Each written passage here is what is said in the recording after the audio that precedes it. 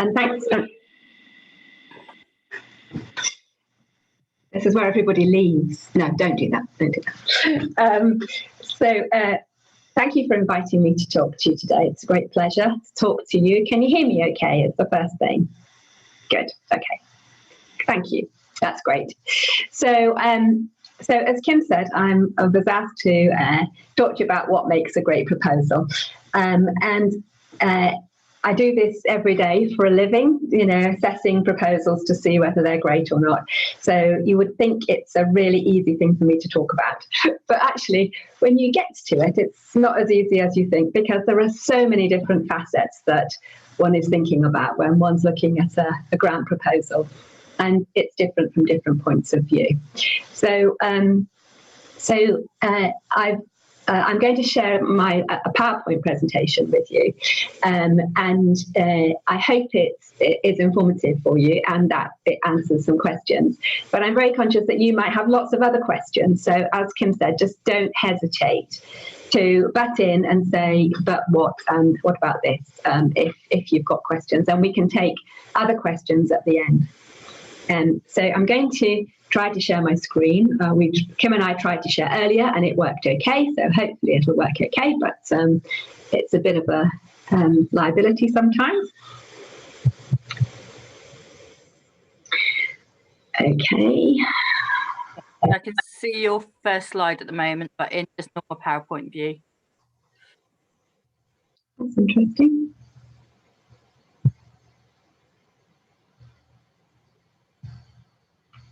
Now, okay. So what makes a good proposal, research proposal? Well, every single one of you is doing research in your daily lives.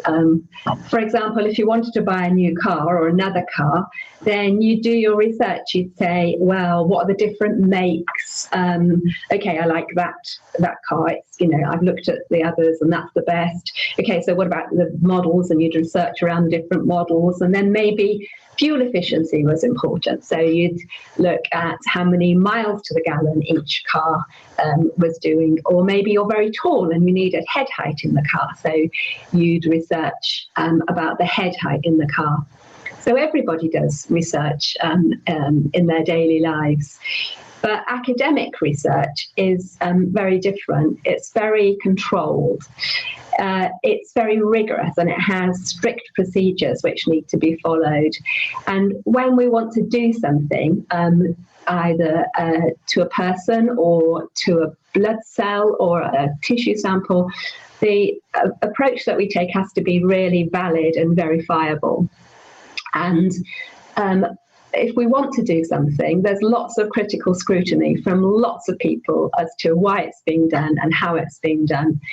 And the research that we do, therefore, has to be systematic and challenging. It has to be based on research gaps. There has to be clear data collection and a clear statistical analysis plan. The slides that I'm presenting today have got more text on them that I would normally present in slides, and that's so that if you go back to the slides or somebody goes back to the slides, they can understand more about what I was talking about. I hadn't actually realised that Kim was going to record it, or I might not have put as much on the slides, so I apologise if some of them are a bit busy. So let's think about the research proposal first of all then. They come in different lengths. Sometimes they're 2 pages, and if you wanted to apply to the National Institute of Health in the United States, they would ask for 60 pages of a research proposal.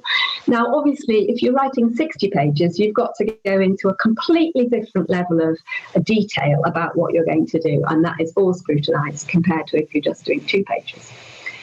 And there are differences in what we expect from a proposal related to their use. So, for example, if you're writing a proposal simply to justify the use of anonymised data, you might only be expected to do 2 pages.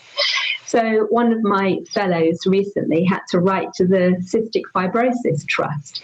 It's a charity, and it holds all of the data on patients with cystic fibrosis anonymously, no names or addresses or even postcodes, nothing. but it has the details of when they were in hospital, what infection they had, what they were treated with, all of these things right back to the 1980s. And she wanted to use this data in order to ask some research questions. So she was asked to provide a 2-page proposal for what she wanted to do, and that was adequate for the Cystic Fibrosis Trust. And then, of course, you look at short proposals for donated, if for X 10,000, if, for example, people want access to donated blood samples. It's a short form, isn't it? But there's often been a longer proposal behind that, and that will have been looked at by experts as well. Or you might be writing a proposal to justify getting some money out of a funding body. So maybe a charity like Diabetes UK, or a government body like the Medical Research Council, or even the university if it had any money. And you're justifying why their money should be spent on this project and not on others. And these are the biggest, most formal proposals. And so that's the aspect I'm going to cover here. So a proposal goes through a variety of different steps, which are described here. So first of all, the researchers have to have the idea, and then they work with others like statisticians or their clinical research facility, or the clinicians on the ward, or the podiatrist, or whoever it may be, or the CT clinical trials unit, and always patient and public representatives. And I will, if you don't mind, just shorten that to PPI throughout the talk. And they all get together and they bring together this proposal. It's a document. It can be quite long, and it's usually in a format that the funding body wants to see. So, but the proposal, I guess on average, the actual written bit is probably about 12 pages. The university then requires it to go to internal scientific review. So that's me reviewing Andrew Hattersley's proposals, for example. And we're looking at to see whether it's original, because if it's not original, it's not going to get funding. Is it likely to be a priority for the funding body? Is it feasible for them to do? And is the message clear? Now, once that's been approved, and it often goes backwards and forwards to get adjustments, then it gets submitted to a funding body. That might be the Wellcome Trust, or Diabetes UK, or the Medical Research Council, or wherever. And they then send it out to external peer reviews. And they can be a variety of different people, and some charities are different. So Diabetes UK, for example, has a patient advisory board, so it sends its reviews out to the patient advisory board and to external reviewers and to healthcare professionals, and then they all come back in and a grant awarding committee sits, discusses it, and decides exactly which ones they will fund. Now, just as Kim said, I can't see anybody asking questions, so somebody is going to need to either shout up, or Kim's going to need to tell me, Kim, if that's okay.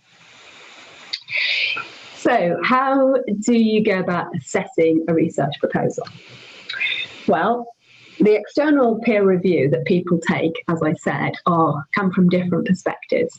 First of all, there'll be people like me, academic experts, and statistical experts, and we would know the field that this research is in really well. We'd know the background literature, we'd know what was state of the art, we'd know what techniques are supposed to be being used, and what the pros and cons of different techniques are, and whether there's a major pitfall which they've fallen into, for example. So we write our proposals back, and the statisticians look at it from a statistical point of view to say whether they've got appropriate statistics, whether they laid it out properly, whether they've got a data processing plan. And they write their review. They also will take the patient and carers' perspectives, and specifically looking at things like, is this condition a priority? How are patients affected by the condition? Will the research improve patients' quality of life? And obviously, not all research is right at that translational end where it actually is going to change an individual's quality of life. A lot of research is very much earlier on and is leading to that ultimately. The patient care reviewers are looking at whether this has the potential in the future to do that. And importantly, is there any evidence that people with the condition actually support the research? And then the healthcare professionals are looking at very practical things, such as if this was successful, not only in getting funding, but in doing the research and coming out the other end with a result, would it be doable in the NHS? So let's say that the research was proposing that there was an 8-hour infusion that cost £100,000 if it was successful, and it would improve quality of life by 5%. Then it's unlikely to be doable in the NHS. The NICE wouldn't approve it, and the timelines would be too difficult for the NHS to operationalise it. Would it improve the treatment of patients? Would it save the NHS money? So lots of different points of view are taken into account by the funding bodies when they review a grant proposal. Now, there are some common principles to all proposals, but proposals differ wildly. So a good student PhD research proposal differs hugely from a full grant application to a grant funding body in its depth, in the size of the question, and in the amount of money it's going to get. So a PhD proposal will probably get around £60,000, whereas many research projects on average would get around £300,000. If it was a clinical research project, though, as opposed to a laboratory-based one, it could get several millions of pounds. And that means that UK PLC cannot afford to fund very many of them in a year. So they have to be absolutely top quality.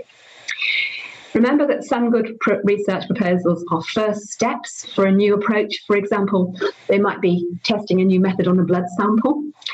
But just because they're first steps doesn't mean that they're any less important. Everybody has to take first steps. And that first step might mean that they are able to adjust their technique, or that it shows that it's working even better than they thought, or whatever. But that is an absolutely crucial step, which we all have to go through. And some good research proposals are designed to see if something is actually possible to study. They are called feasibility studies. And they don't answer the final research question, but they are step to answering that question. So it might be, is this... So Kim and I had a recent proposal where we had a device which we know measures blood flow in the research lab. It's a scanning device with lights, and we hoped it might work in theatre, but with theatre lights and all of the gowns and all of those kind of things, we've no idea whether it would be acceptable to the surgeons, and whether it would even literally work in there, and whether the device could stretch over the surgeons to image somebody on the operating table. None of that was known. And so our first step was actually to see whether this device could actually operate in the operating theatre, and whether it was acceptable to the surgeons, whether it was fast enough and wouldn't delay them. So those are important first questions. And the proposals that we're talking about today are health-related, so biomedical, clinical, health-related proposals. And if you saw a proposal from engineering, or from maths, or from psychology, or from sociology, they would be completely different. They're all different. So what makes a good research proposal? Well, you have to consider three things. First of all, the project, and the people, and then the place. So 3 Ps is always useful to consider. So let's start with the project. The first thing about the project is to consider is the first thing is the research question. Or aim, and that's I'm going to use those two synonymously. The most important thing about this thing is it must fill a gap in what's known.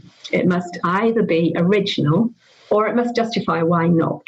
So sometimes there's a good study which has shown something really important, and it needs to be replicated in another group or another something. But mostly it needs to be original. And it mustn't be too broad or too big. It must be doable. And if it's clinical research, then it must have involved patients, the public, and carers in its design. So how do we know if something's original when we're assessing the project? Well, as expert assessors, we know the field pretty well anyway. As lay assessors, the introduction should help you on that. If they've written it in a way which is understandable, and that often isn't the case, and therefore you'd need to revert to the lay summary in this case. Excuse me.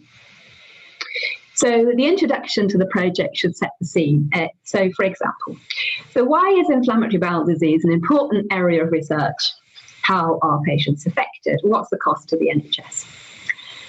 And then they should tell us what particular aspect of inflammatory bowel disease research they're interested in, and why is that so important?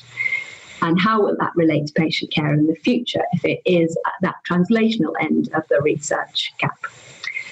They need to tell us what research has been done in the area to date, and they need to review that literature really critically. And as experts who know the field, we'll pick up on them if what they've done is they've only researched the bits that support, they've only included the bits that support their argument and haven't included all the bits that don't support their argument. And then they need to tell us, so what are the gaps in knowledge? And then if they've done it well, that all then leads down to, so the research question or aim of our study is designed to fill one of these identified knowledge gaps in the research. So here you go. Here's an example research question. Does insulin lower blood glucose? Okay, so we're reviewing this proposal, and we think that's a bit broad, and it's 2021. So in 1921, that would have been a really original research question, or in 1920, should we say. But in 1921, these guys, who are called Banting, Charles Banting and Frederick Best, Frederick Banting and Charles Best, sorry, and this dog is called Marjorie, and Marjorie has diabetes. And they were trying to find a way that they could lower blood sugar, and they worked out that if they injected Marjorie with a certain component from the pancreas, which they later became insulin, it would lower blood sugar. So although does insulin lower blood sugar was an original research question in 1921, it's not an original research question today. Indeed, 30 million patients with type 1 diabetes use insulin to lower blood sugar every day. So it wouldn't get funded today. But much is still unknown about lowering blood glucose in the body. You might think everything is known, but even quite recently there was another hormone found from the gut that lowered blood glucose. And insulin doesn't just act on the pancreas; it acts on lots of other organs, and its actions are very wide. So, an example research question might be: does insulin act on the endothelial cell? The endothelial cell is the lining cell of a blood vessel. X receptor. A receptor is just a cell handle. So you can imagine insulin locking onto this cell handle, turning the handle and getting the cell to do something, which causes blood vessels to vasodilate or get bigger. And that would be an acceptable research question, provided that the researchers had convinced us that it was an original question in their introduction.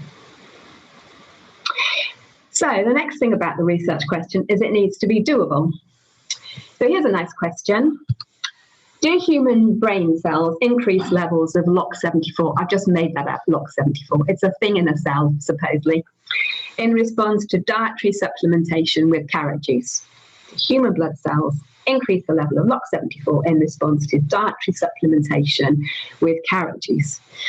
Okay, so in order to address this question, they're going to need to give dietary supplementation to some people and take their brain cells to see whether levels of LOX74 is increased. So this is not doable. You can't take brain biopsies to get cells after the participant has taken the dietary supplements. It needs to be realistic. We're also looking for questions, or at least the objectives, which break down that question into operational things that they're going to do to be smart. You might not have come across SMART before, but SMART means specific, measurable, achievable, realistic, and timely. So we wouldn't fund do human brain cells increase levels of LOX74 in response to dietary supplementation with carrot juice. But if they put it in a different way like this, there's 4 weeks of dietary supplementation with 300 mils carrot juice per day compared to normal diet, increased brain activity as determined by a 20% increase in EEG electrical waves, they're just the electrical activity of the brain, then we might think, oh, okay, well, that's perhaps an interesting and doable question.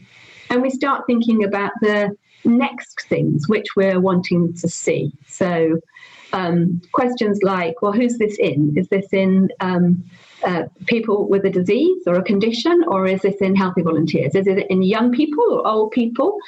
Have we got any evidence that carrot juice affects electrical activity in cells?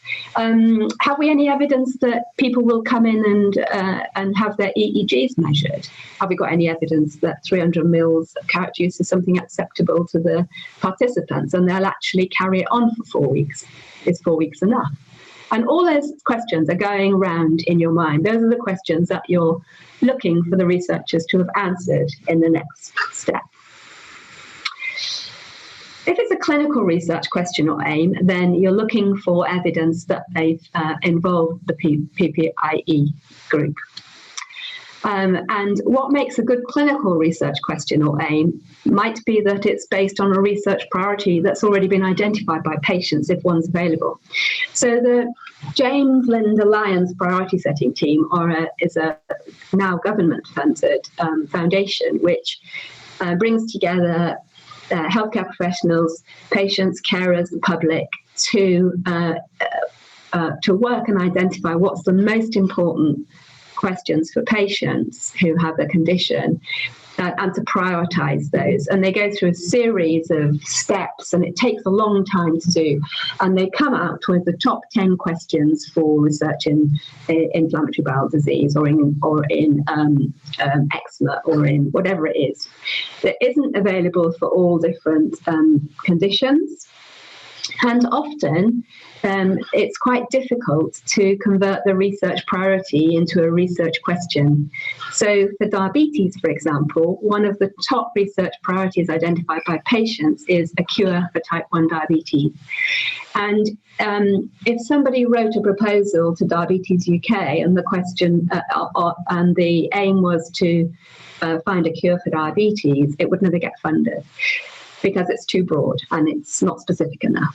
So they have to. So we have to take. If we're using this as a way of identifying a good clinical research question, we need to take it and then dissect it a little bit more to identify the specific question which we could ask that's related to a research priority identified by patients. It should have actively engaged with patients, carers, and the public in the development of the question. It's something that has to be supported by these people and by healthcare professionals, and that's really important for a clinical research question.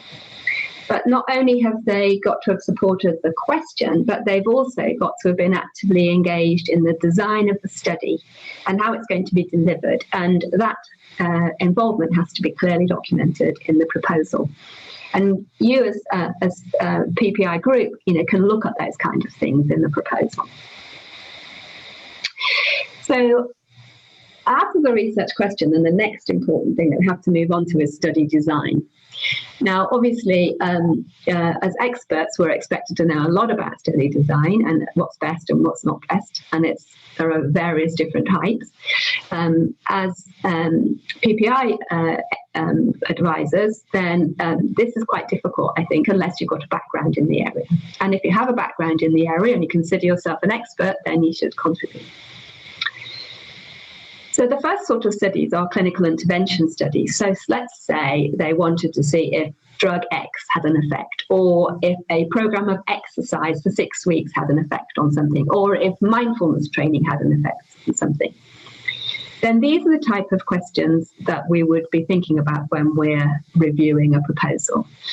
So do they allocate participants to the intervention, like the exercise or the non-exercise control arm, in a randomized way?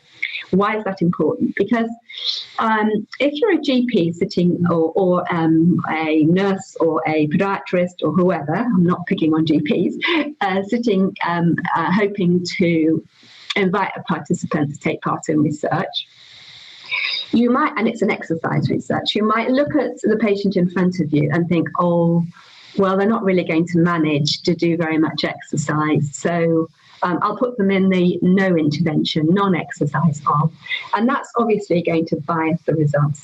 So it's really important that instead of that, they get allocated. In the old days, it used to literally be by an envelope, and the practitioner would open the envelope and say, you're doing exercise. But today it's a bit more IT driven, but nevertheless, they get allocated a number, and that number then says whether they will get exercise or not. It's important that, so that you ask the question, do the researchers know who gets what? And that's important in lots of cases. You know, even if what you're doing is looking at a urine sample, if you know that this urine sample comes from a patient who's had the active ingredient compared to the non-active ingredient, you might be biased as to how you assess that sample. And the gold standard of clinical intervention studies is called a double-blind randomized control trial. That means that neither the the participant nor the researcher knows whether the participant got the intervention or no intervention, so whether they had exercise or not, for example, or mindfulness training or not. And that they're randomized, so they were allocated in a blinded way, and that there is indeed a control arm, so it's exercise versus no exercise, and not just exercise alone, and the study is before and after.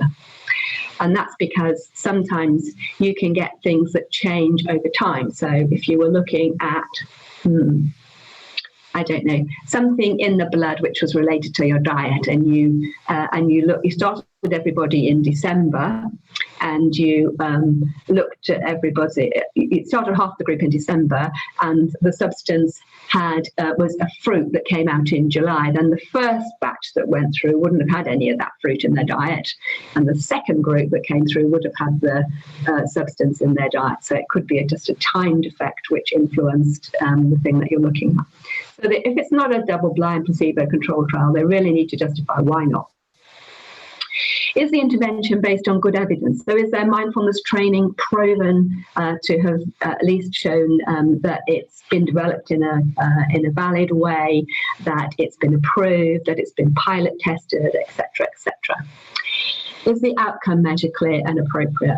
So an outcome measure is the way that they'll assess the thing they're interested in. So for the drug, it might be blood pressure, for example, or if it's an exercise intervention, they might be assessing how fit the person is.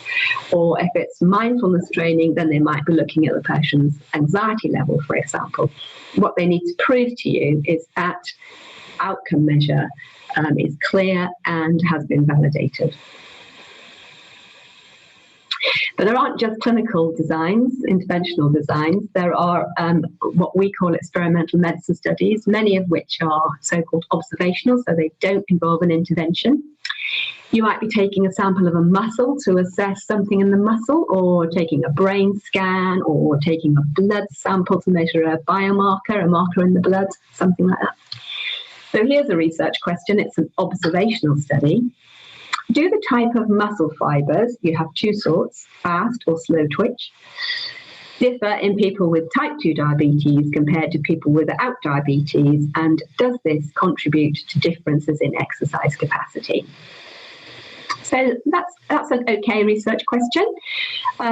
They need to make sure that the patient groups are justified. So why do they want to study a muscle scan or blood from these specific people? Why do they think the muscle fibers might be different in people with type 2 diabetes is a group of people without diabetes an appropriate control group? We're calling those that's our comparator group, if you like. Are they appropriate? Do they need to adjust for other confounding measures? Confounding measures are things which might influence the thing that they're looking at. So, for example, for types of muscle fibers, if you do a lot of exercise, your muscle fibers from slow twitch to fast twitch. So if this is the question, they need to make sure that the people who are in their control group and the people who are in the type 2 diabetes group are matched for the amount of exercise that they do. Otherwise, the result could simply be because the one group do more exercise than the other and not related to their type 2 diabetes. It might be influenced by other things, and have they thought about that, by how long the person has had diabetes, or whether they've got complications or other diseases associated with the diabetes. And if they want to assess exercise capacity, then they need to assess the participants appropriately so they can relate that to the cell characteristics. So if they want to look at muscle fibers, they're going to do that accurately, but they've also got to assess exercise capacity really well and in a validated way as well. But experts aren't just looking at the participants and the study design. We've often also got to look at what they're going to do with the samples when they get them to the lab, or how they're going to analyse the images that they've taken of the brain, or whatever it is that they're doing. So we need to look for whether they've justified what they'll do with the muscle image, blood, or whatever it is. Are they using a proven technique, and can they do it? Do they have the expertise to do it? If it's not a proven technique, then are they providing us with pilot data to prove to us that it actually works? Are they doing appropriate controls in the lab? Now that means, so for example, if they're doing a method where they're trying to measure how much protein is in a cell, then have they taken into account how many cells they're loading onto their method? So they need to have another protein that they're measuring, which can actually determine how many cells they've loaded. So they've got to be doing appropriate controls. Are they repeating the experiments enough? Do they tell us how variable the techniques in the labs are in their hands? And do they need to be taking into account what that piece of tissue is normally exposed to? So if it's a muscle being examined, is it in appropriate conditions? For example, are glucose levels like they are in a person with diabetes, or is the oxygen level that they're going to look at in the lab appropriate for what they would normally be when it's inside somebody?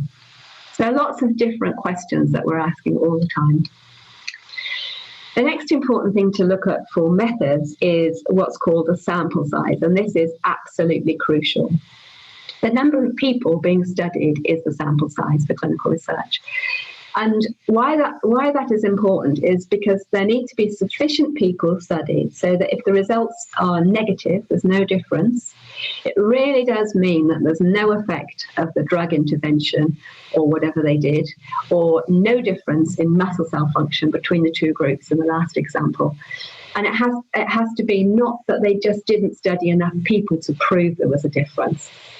So that's really important. It's quite difficult to understand. If you don't study enough people, you can just fail to see no difference between the two groups just because the variability is so big in both of the groups. You can't pick up a little difference.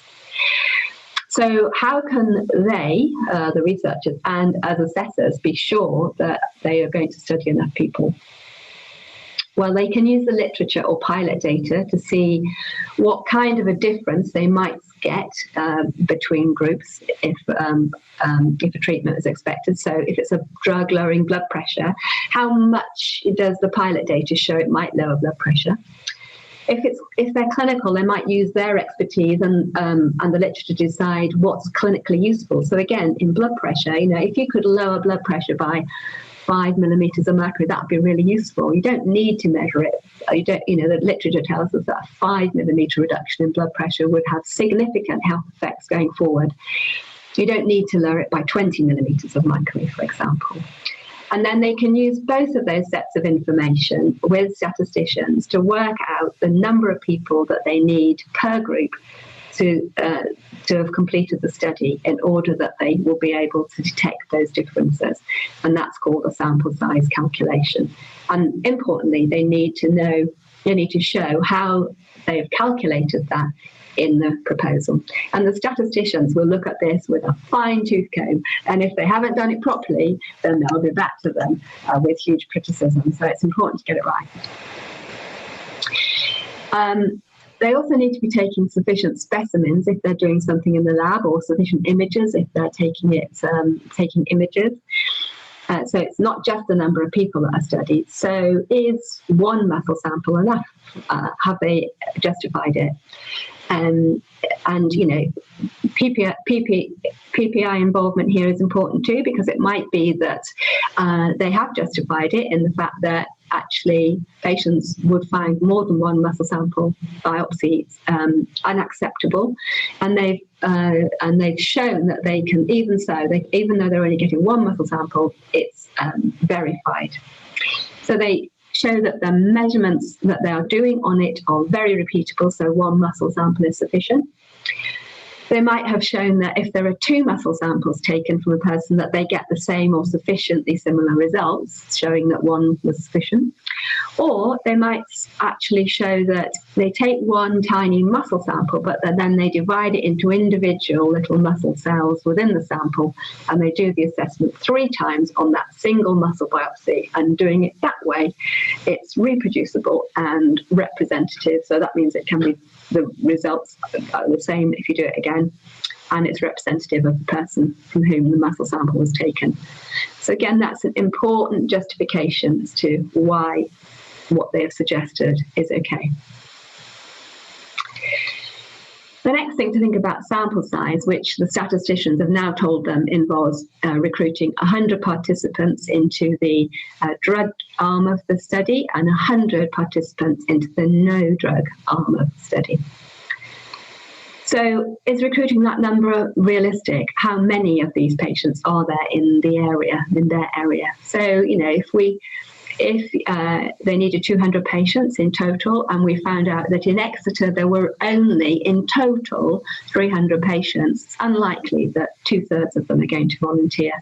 So I would be looking for them to say, in Exeter, that would involve recruiting 2/3 of our patients, and that's unrealistic. And therefore, this is a multi-centre looking in Southampton and Gloucester and Blar, and together there are now 2,000 patients, so we're expecting a 10% recruitment rate, and that would look realistic.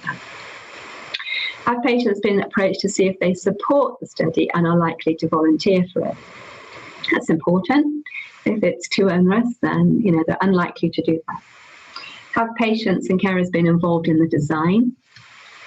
Is it too onerous? Are there too many muscle biopsies? And has this been taken account in the dropout numbers? So the sample size, as I told you before, is the number of patients that need to complete the study.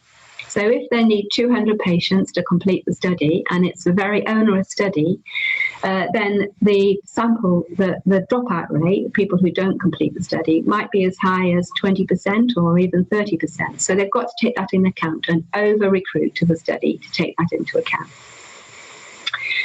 Is the plan to recruit participants, the rate of recruitment, realistic?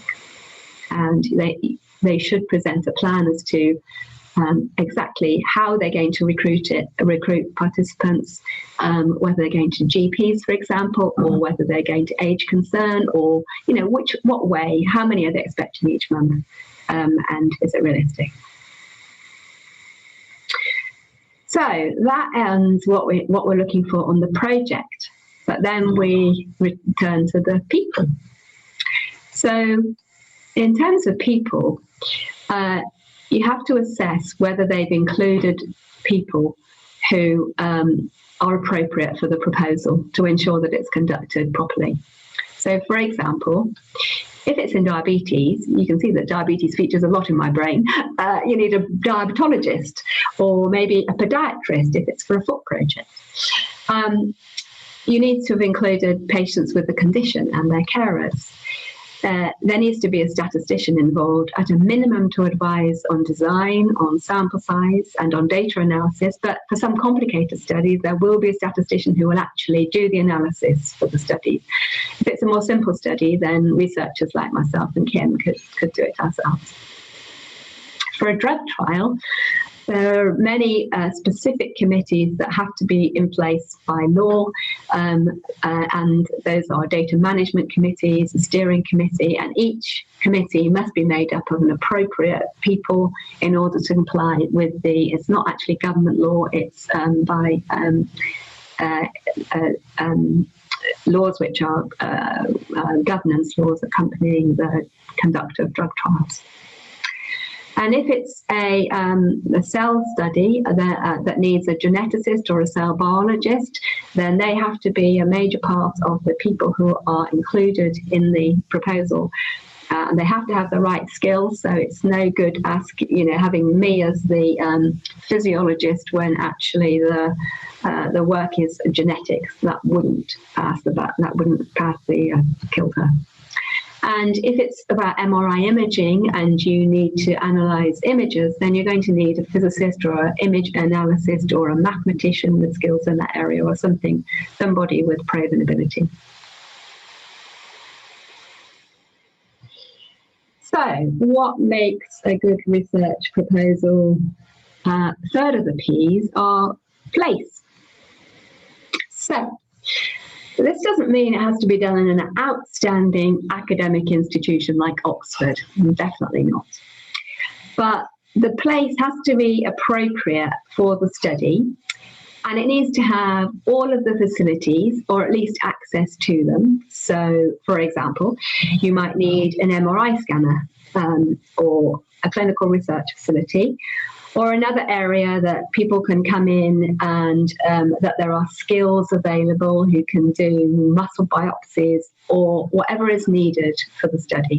And they need to tell us as assessors that they've got that. They need to have experience in doing the test, whether that is a genetic test, whether it's an exercise test, or whether it's doing a blood pressure measurement. And if they haven't got it, there needs to be a clear training plan as to how they'll get that expertise. And really importantly, it has to be a place that has a reputation for recruiting participants to these type of studies. If this is the very first study that they're ever going to do that's doing MRI imaging, then I would want to see them being facilitated in that by an experienced MRI research team from elsewhere. Oops, sorry. So, the research proposal then has gone off to, actually I'll give up this one, so has gone off to its funding body, and you might think that it takes them a couple of months to do this and get back to you, but unfortunately that's not the case. So for example, if we submitted a grant application to a funding body now in September time, then they're likely to send it out to expert reviewers, probably by the first week in October. They will give those expert reviewers at least 2 months to feedback, so that's November, December. Then they will collate those external reviewers' comments. They will send the reviewers' comments back to the researcher. So now we're in January, going on to February. The researchers can respond back to the expert reviewers' comments and make their case as to why the reviewers have got it wrong. So now we're in March. The panel meets in May to consider it. It's taken account of all of the comments from the expert reviewers, including those from PPI, from health professionals. The panel members and the committee have read the proposal. One or two, sometimes three of them are the spokespersons for that proposal. They make the case for it. They tell the committee what the reviewers have said and what the rebuttals from the researcher have said, and they then look at the 100 research proposals which they've got and decide which 10 to 20 they will fund. That's now in May, and so the administrators then pull all that together, and the comments going back to everybody, they let them know probably in June, maybe in July. So it's a long time to get to know, and the success rates are very low. So for most funding bodies in the UK, particularly at the moment, we're talking about 10%. So for every 100 applications that go in, 10 will be funded.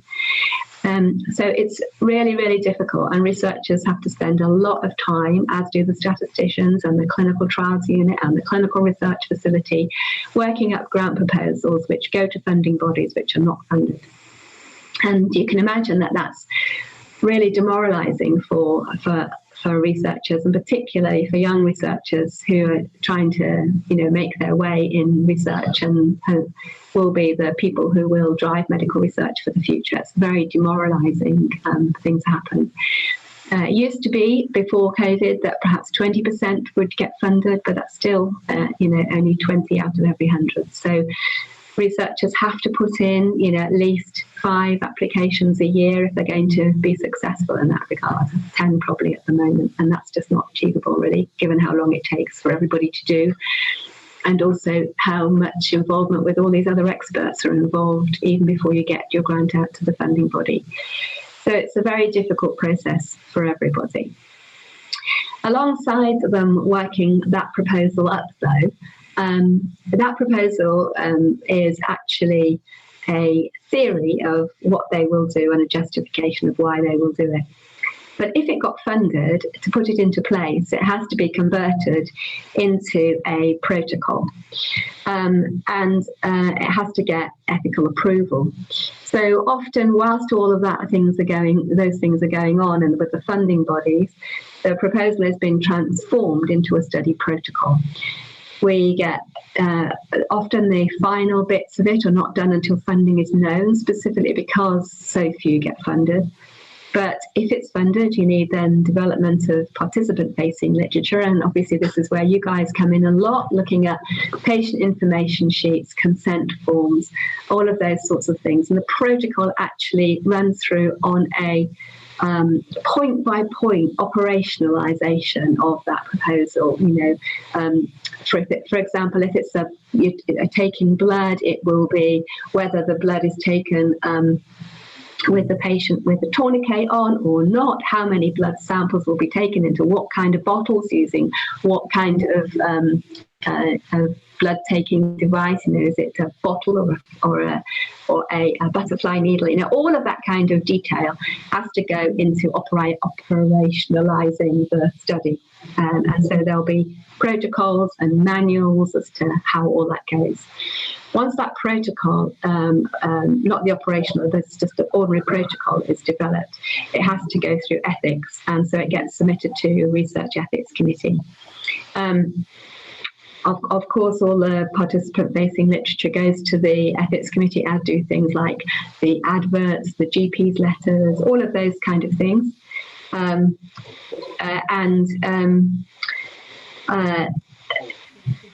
evidence of any scientific review that the application has already had, perhaps from internal, but usually at this stage also from their funding bodies.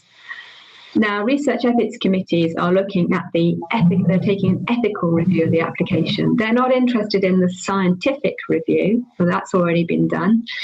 So, for example, they might evaluate whether the potential participants are fully informed about what participation involves, risks and benefits that are involved, etc. But it's important to remember that the ethics committee is not looking at scientific justification for studies elsewhere. I'm not sure if somebody's asking a question or if they're not on mute. Anyway, good, okay. So when you're assessing it from a PPI point of view, I think I've tried to pull out these points as we go through, but perhaps just to be clear then, the lay summary of a proposal needs to be clear and understandable. The research question and objectives, putting it into operation if they are available, need to be clear, and it needs to seem to be doable from a PPI point of view. And PPI needs to have been involved in developing the research question. Patients and carers need to have been involved in the design of the project, as well as the question. Patients and carers need to be have ongoing involvement in the project going forward. Patients with the condition need to have demonstrated that they support the proposal, and they need a plan that describes how they'll tell patients about the results, which needs to be clear, appropriate for the age of the patient population with the disease. So, for example, you might want to use social media if it's in a cystic fibrosis group, which is principally in younger people, or you might want to use the WI or charity PPI committees for other groups of patient populations. Patients and carers need to be involved in how the results will get known amongst other people.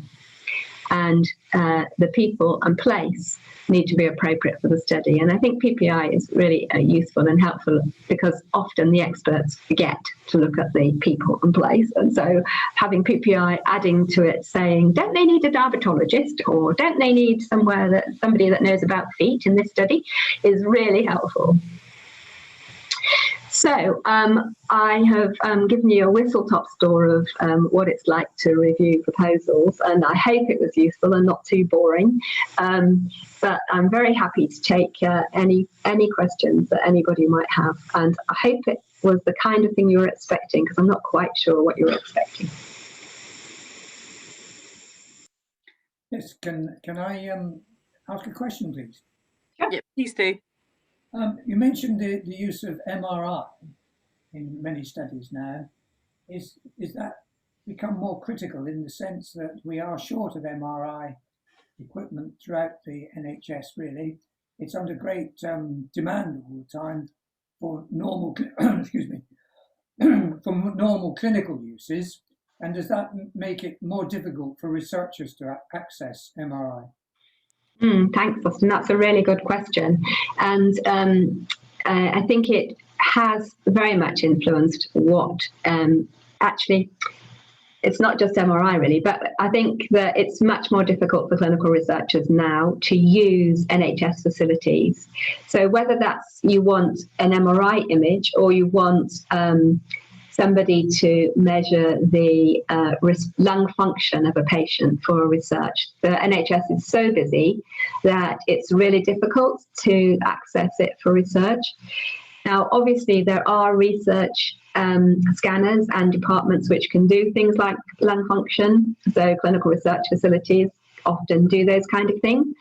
And in Exeter specifically, we have a research MRI, so we're really lucky, and lots of I think that we'd say of the big universities, the big research intensive universities, so-called Russell Group universities, they every single one of them has a research MRI. So they are the kind of places that are finding it still easier to do research on MRI.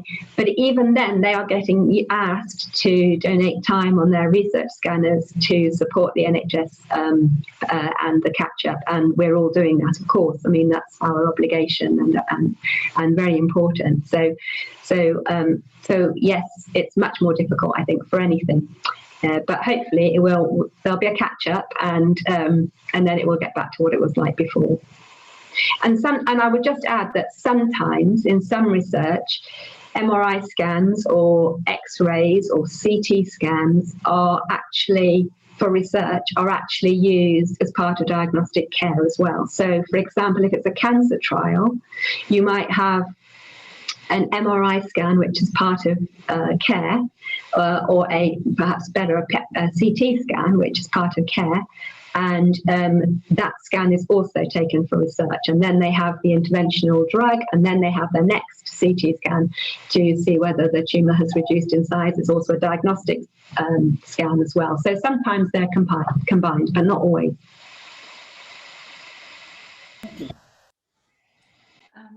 Okay, could I ask a question now, please? Please do, Linda. Can you hear me? Sorry, I haven't got a yellow window, so I'm not sure if you can hear me or not. Thank you very much, Andrew. I found that really clear and very reassuring that it's such a rigorous, system, and that the right people are involved in it. So thank you. That was very reassuring. My question, and in fact, I kind of alluded to this in the last session we had to one of the young men who came with a proposal, is about sponsorship. That when you go through the ethics committee, for example, 2 of the proposals that we listened to last time were getting funding from Quorn, which I think is a firm that makes some kind of, vegetarian food or something. And I just wonder, I just feel kind of a little bit uneasy about that component in terms of what the company, i.e. Quorn, could do with the information after the research is finished. For example, could they make spurious claims about what that they are, for example, producing a wonder food or something that has been clinically proven? Do you see what I mean? Although obviously the groups that you're dealing with are relatively small, so that would be a very grandiose kind of Yeah. But I just wonder what control you've got over that when the research project is finished, and if that's something that you kind of consider in the ethics committee. So in that particular circumstance, the university would enter into a contract with the company that makes Quorn, and that contract has certain obligations on both parties. So the university usually has a clause which insists that it is allowed to publish the results in a format which is agreed with the company, but and they have 30 days to do that. But the academics would be intensely rigorous about maintaining the validity of their research. They would write their papers in a way that was literally how the study was designed. We have a courtesy to let the sponsoring company, commercial company, see that for 30 days, and they can comment on it. But the ultimate how it's written is university property, and so the university controls that writing. So in terms of academic output, the university has a control on that, and the ethics committee has to assure itself that has been taken, that contract is in place. I'm not sure, actually, never having experienced this on an ethics committee, what their role is outside of once the research is finished. You'll find that lots of kind of nutraceuticals or skin product companies or those kind of companies will advertise that their research has been clinically tested, when actually the result is not rigorous. And if it is rigorous, it should be out there in academic research, and they should put the references down to it. But I think a lot of them are rather suspect. I'm not saying they all are, but I think that some of them are definitely rather suspect. What we can say from our point of view is, though, that the university and the researchers are really rigorous in having control over reporting findings of the study with the company. The other question I wanted to ask is, again, about the ethics committee. Do they look at the literature that goes out to the potential participants, for example? They do. Absolutely, 100%. That's one of and they, Kim and I have put in hundreds of research ethics applications, and the thing that they come back with the most is participant information sheets, isn't it, Kim? Yeah. And all the time. Yeah, that's my concern about one of the ones that we looked at last time, that what was going out to the patient was a little bit frightening, and I was concerned that the young man wouldn't get many takers, to be honest. So looking at that, I think is really important. And I wonder if on the ethics committee, you need, and maybe you already have this, not just physicians, not just, researchers, but maybe a lay person on that committee who can say, yeah, they do have lay people on the committee.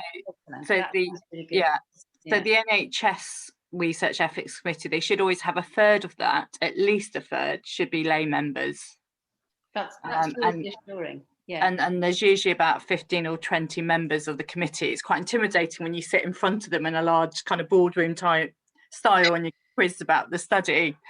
But I think sometimes it can be done by like university or institutional ethics committees. And I'm not always quite sure what the makeup is of sort of patient public representatives versus the academics on those.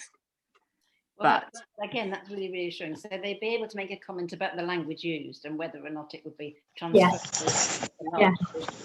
And actually, I don't know if you're a member of this group. Many years ago, when we actually influenced what the ethics committee thought about patient information sheets, because they have been getting longer and longer and longer and longer and more detailed and more detailed, such that patient review, public review board, the Peninsula Review Board was really concerned that actually nobody was going to read them because they were so long and so detailed, and so they created another way of doing it, and we submitted that to the Ethics Committee as part of Extend when we got and the Ethics Committee came back saying, no, this is unacceptable. And we went back to them and say, hang on, our PPI group has recommended this and said that this is a really much better and they can understand it and they know what the risks are now, having used it in this way, and that we actually got that through. And they actually took that as a back to the national scheme and encourage people to use a much more readable and easy to understand format. Unfortunately, I think that actually it's reverting slightly, going back longer and longer and longer, isn't it, Kim? It's just, it's people have forgotten about it, but it is important to get patient information sheets which are actually informing participant information sheets that are actually informing participants appropriately and are readable. I don't know. We don't just want the group that understand the literature that's going out. Obviously, want a much wider group than that. Yeah, exactly. Reassuring. Thank you. Yeah, exactly. Can I ask, please, when you're assessing the research projects, one of the things you looked at was prioritization. You said originality and then you prioritized. Is there actually a national or a local pecking order for fields of research? For example, we obviously do a lot of diabetes in Exeter and heart disease as well, and one or two other things. So do they exist, those pecking orders, as it were?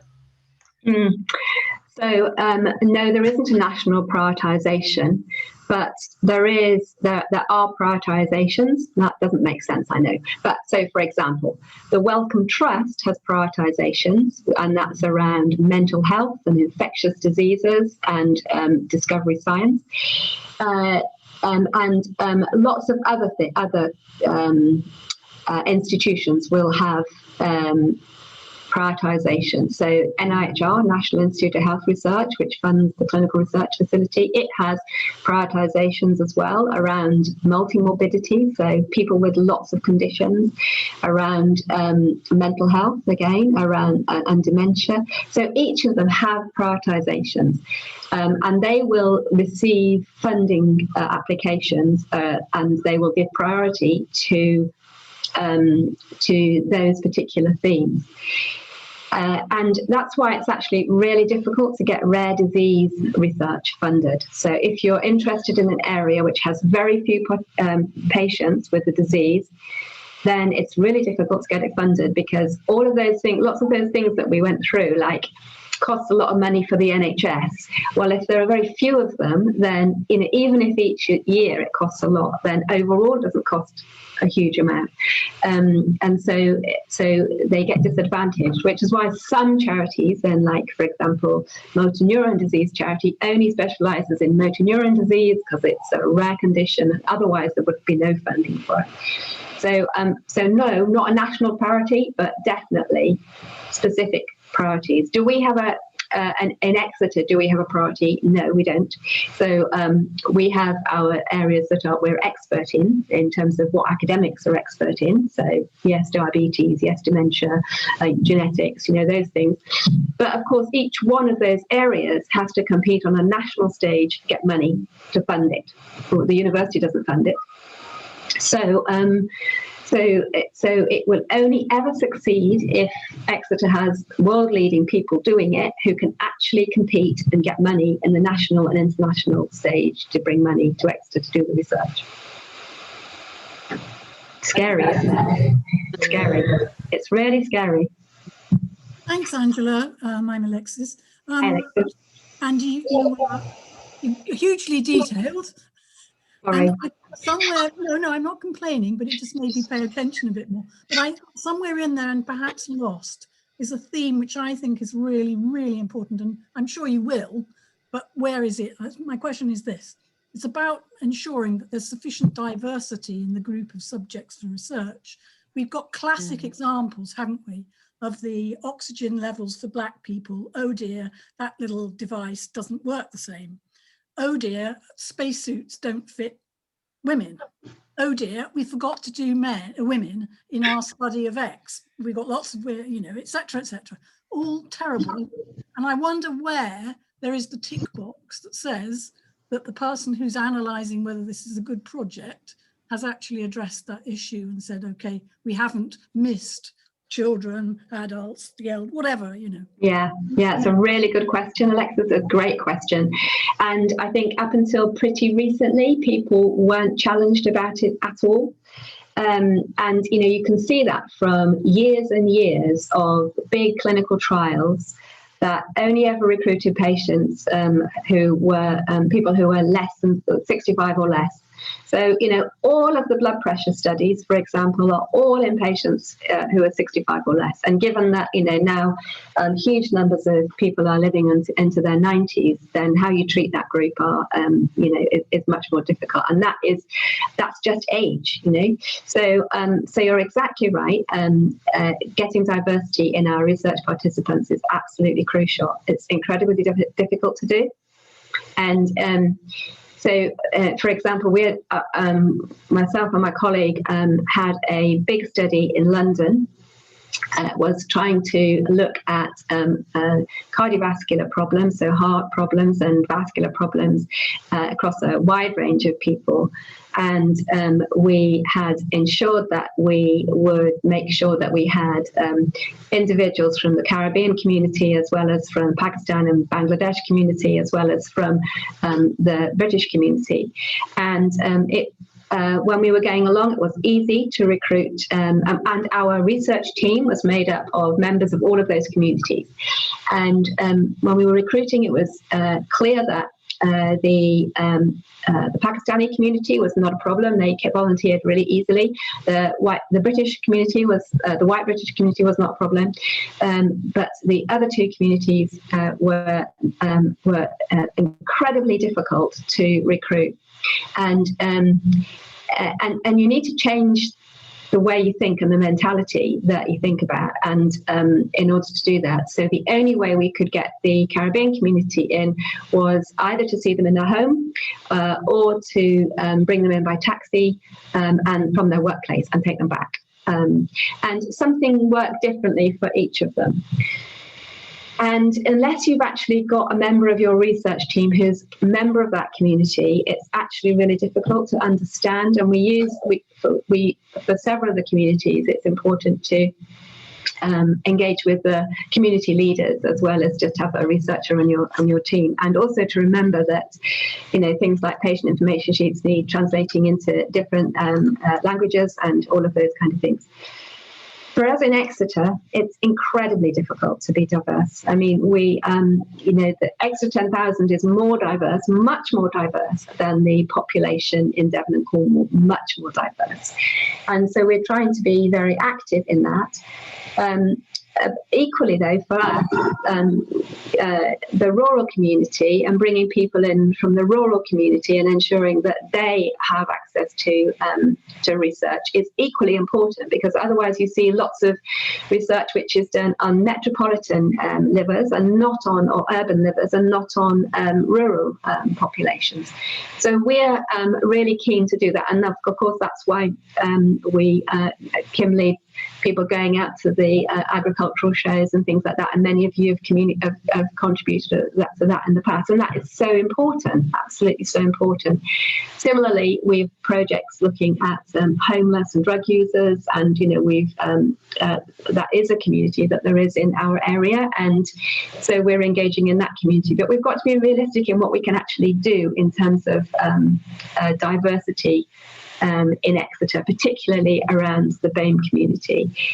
But when we're reviewing proposals, now every single committee that I'm either chair or a member of, we every time have to do equality and diversity training, and we have to do unconscious bias training, and we're trained to look for evidence that they are reaching out to appropriate communities, and in the way that they do that. So it is becoming much more prevalent in doing that, and rightly so, and across everything, across all of the protected characteristics. It's really important, but not easy.